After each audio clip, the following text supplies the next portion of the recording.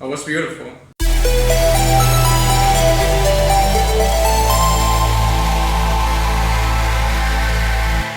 Greetings, Wanderer. This is Atlas here, and welcome to the Void. Today I'm going to be reacting and breaking down a song called God of War from the God of War original soundtrack. This is going to be from the 2018 game God of War. This is the victorious pick from one of my Patreon polls, as you can see here. It won by a fairly large margin.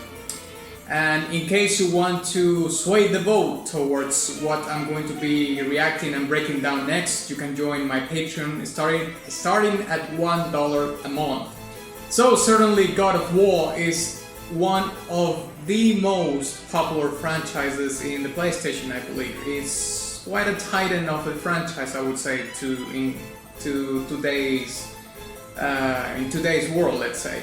However, this is going to be from the latest, I believe, God of War, which is from 2018, and I haven't heard anything from this original soundtrack, so I'm looking forward to it. So onward! Okay, God of War from God of War. Boom!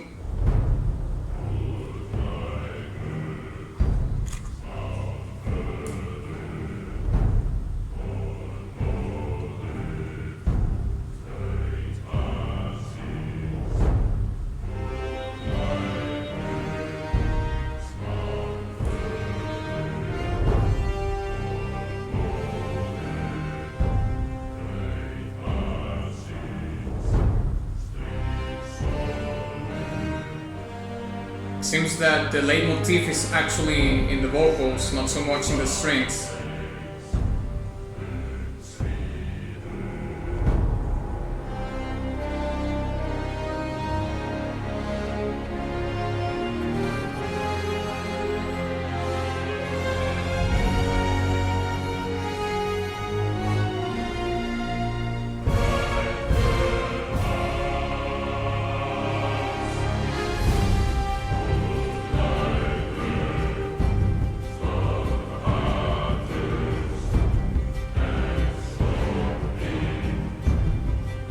There's a string instrument, but I can't identify what it is.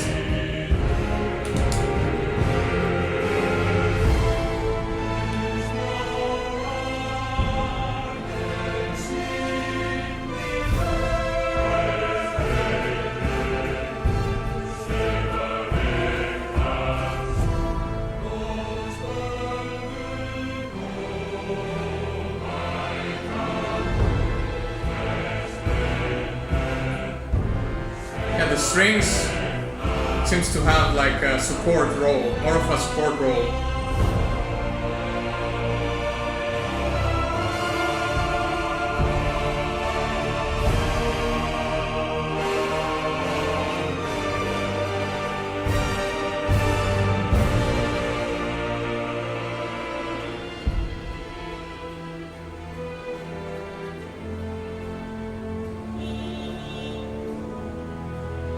Oh God, that was beautiful.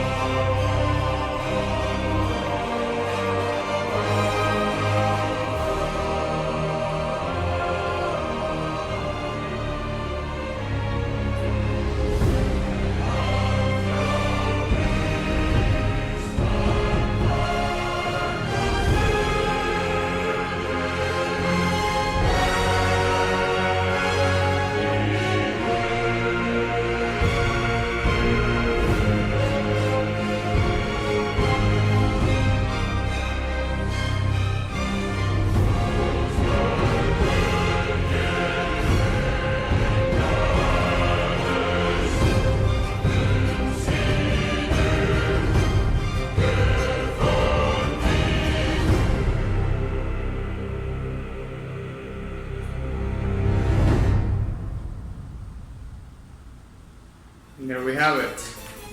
And that was it, right? Yes, there is. Alright. Well, what I found interesting in this particular song is, and it is something that I think I heard in one particular breakdown that I did before, which was for a Elder Scroll breakdown that I did. I'm gonna leave it right here in case you want to check that out. The leitmotif of the track was given by the choirs or the vocals in the track, not by the string. I'm just gonna stop right there and leave that for the breakdown along with other things, okay? But certainly the vocals are going to be a big part of what this song is and what it tries to convey in the storytelling of the game. So let's break it down.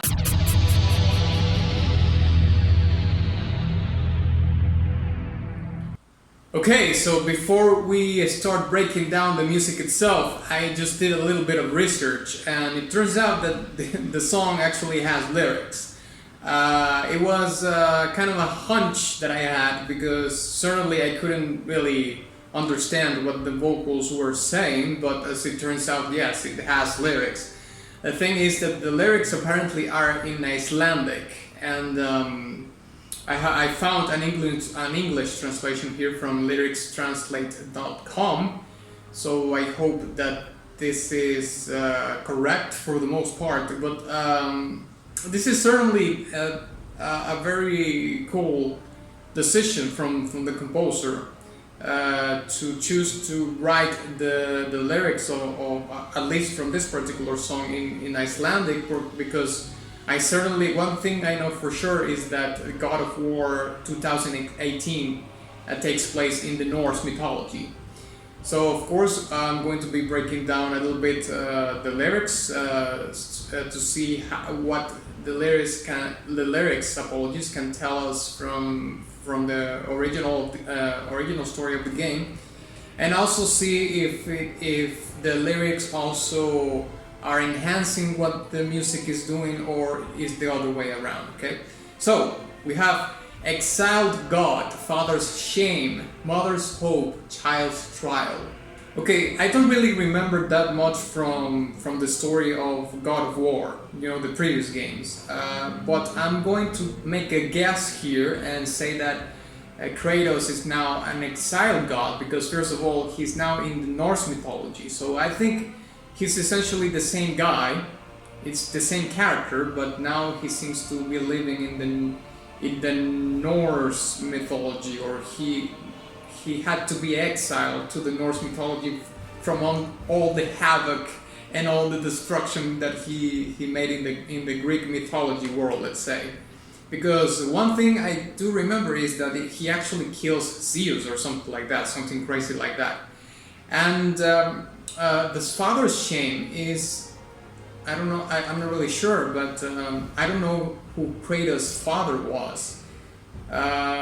But it's common to see this recurring story in Greek mythology where Zeus has many bastard sons, in the Greek world. So if Kratos before becoming the god of war was actually like a regular mortal being, it would make sense that his father's shame, because first he's a bastard son, and secondly, if I remember correctly, Kratos eventually kills his own father, so out of revenge or something like that, which is crazy.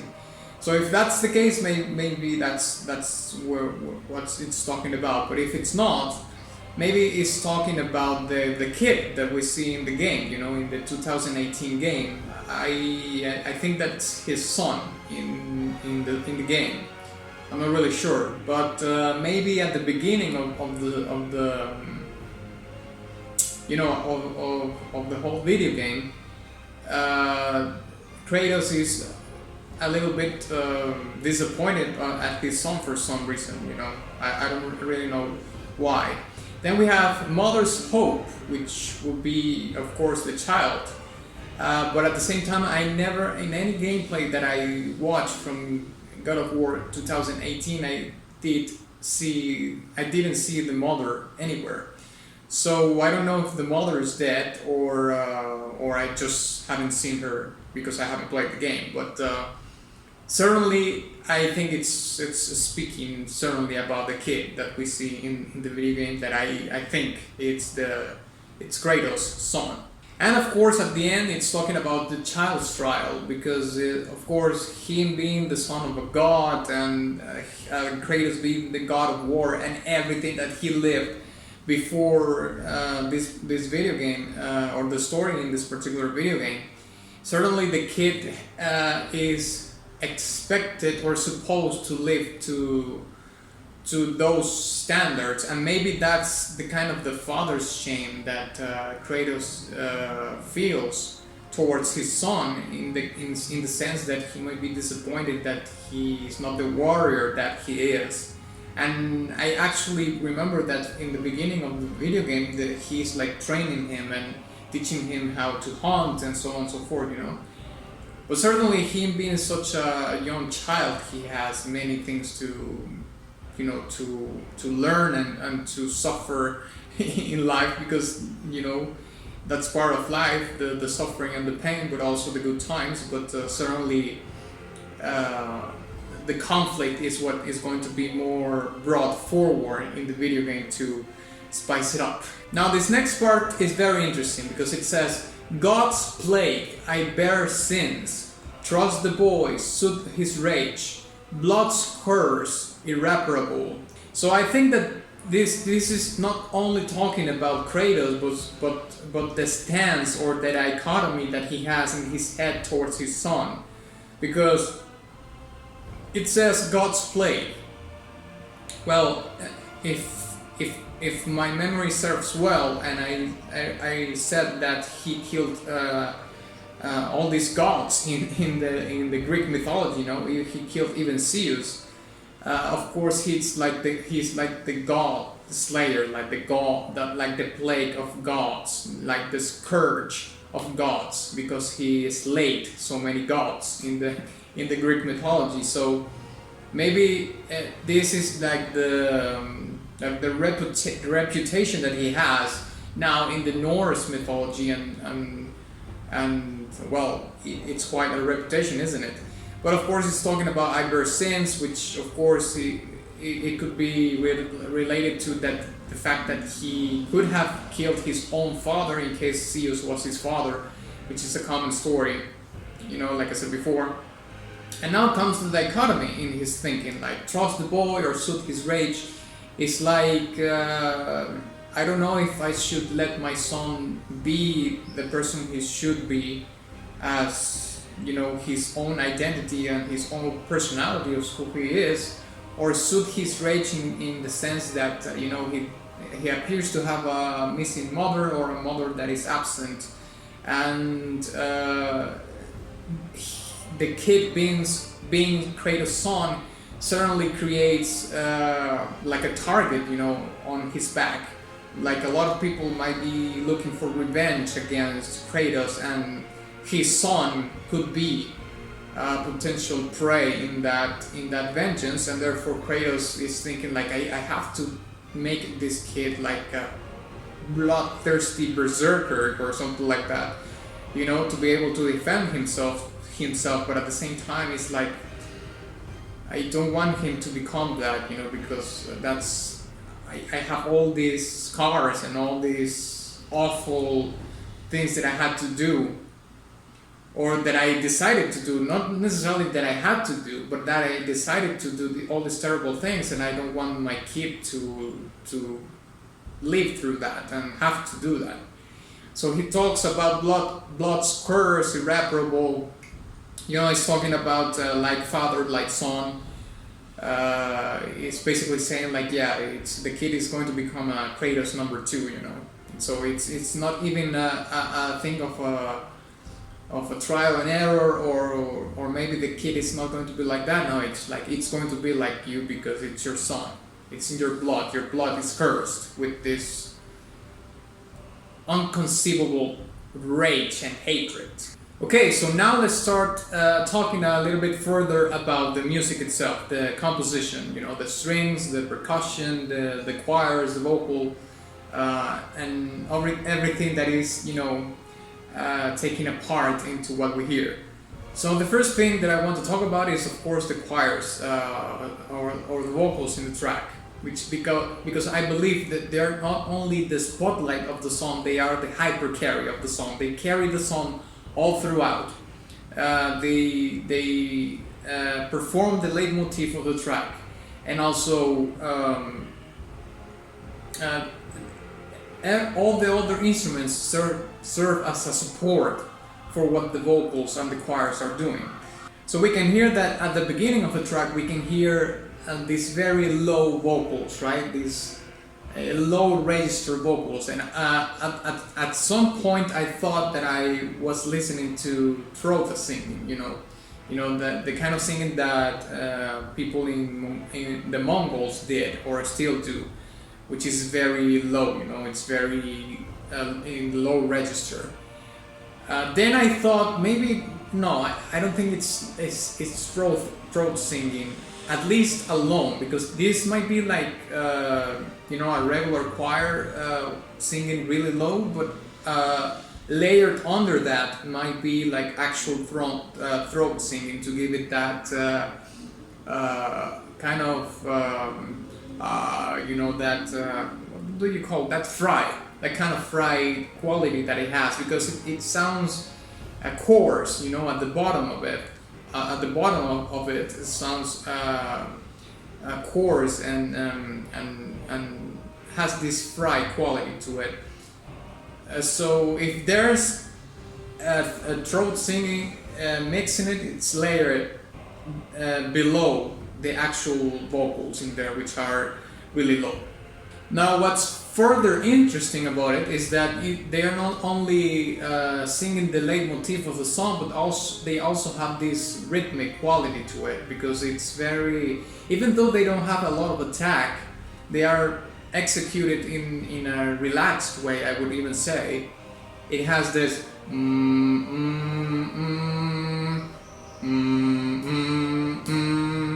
it's like doing accents, but in a very relaxed way. It's kind of weird, but it works.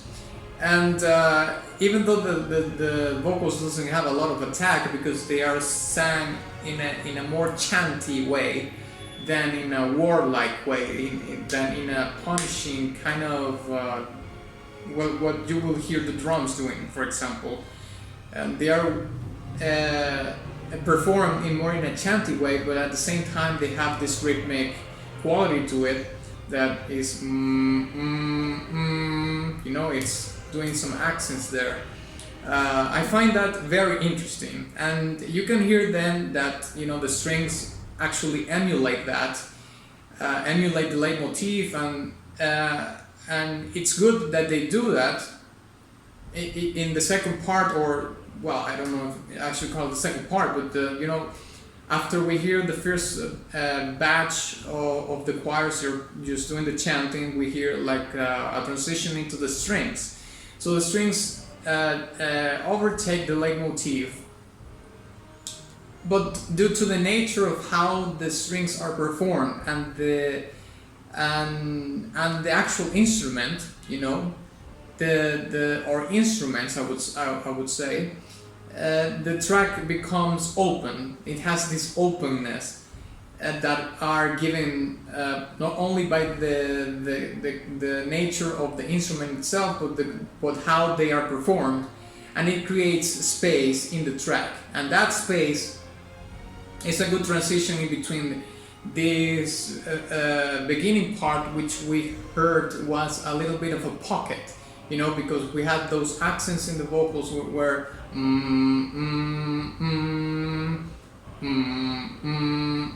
know, it opens and closes, so it's certainly more tight, I would say. It's more claustrophobic, let's say. But when the strings come, then it opens completely, you know, and due to the things that I already mentioned, the pocket just opens up and it's a brand new world.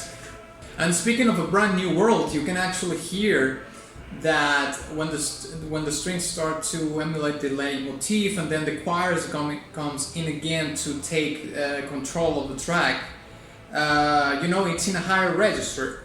So they even elaborate a little bit further the leitmotif and evolves in something else.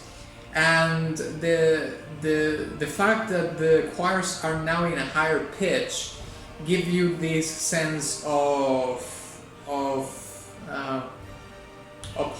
hope, or that something is about to change in the track from this mysterious, almost brooding sound that we heard from the beginning with the chanting and so on and so forth, into these more open string sections, and then the choirs in the higher register and so on and so forth. Now, of course, that could change completely if you were using like a minor scale or something like that, but in this case it sounds very, very hopeful sounding, However, that doesn't last too much, and then it returns into what we heard before.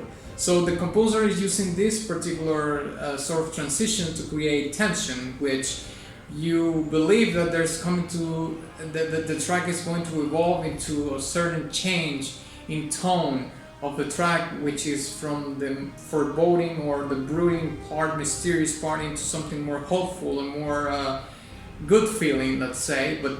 But then the composer takes it away when he returns to the previous part, and he does display, like in a second part also. But then we can hear the climax at the end, and that's the end of it. So yeah, I think I'm going to give this track a silver badge. Yeah, I found very interesting that the composer decided to write the lyrics of the song in Icelandic, very specifically in Icelandic. He didn't choose like Norwegian or Swedish or anything like that. It was Icelandic. And from a creative perspective, it makes sense that the composer decided to use Icelandic, because from all these languages that has Germanic roots, I would say that Icelandic is the one that sounds and reads, even the way it's written, it's the one that appears to be the closest to what it was, the closest to the primitive core that it was back then. You don't find that this kind of scripture, let's say, in Norwegian or Swedish. I don't even think that Norwegians or Swedish actually can talk with Icelandic people. I do know that Norwegian and Swedish actually share a lot of things, and they, to a certain extent, can understand each other. But I don't think that Norwegians nor Swedish people can actually talk or have a little bit of understanding with Icelandic people, or talk to them in any way, shape or form. I might be mistaken. Probably there are some words here and there that have the same meaning, but I think for the most part it seems radically different, even though they come from the same source, let's say. So yeah, thank you very much for watching this video. If you enjoyed it, please give it a like and share it with your friend. Also, please don't forget to visit my Patreon in case you want to sway the influence towards what I'm going to be reacting and breaking down next, starting at $1 a month. Also visit my Ko-fi profile in case you want to make a one-time contribution. I recently opened 4 monthly spots for a guaranteed reaction and breakdown for a song of your choosing, from either an anime or a video game, for $30. And of course, visit my Teespring shop where you can get merch and all that jazz. And of course, ex nihilo nihil fit.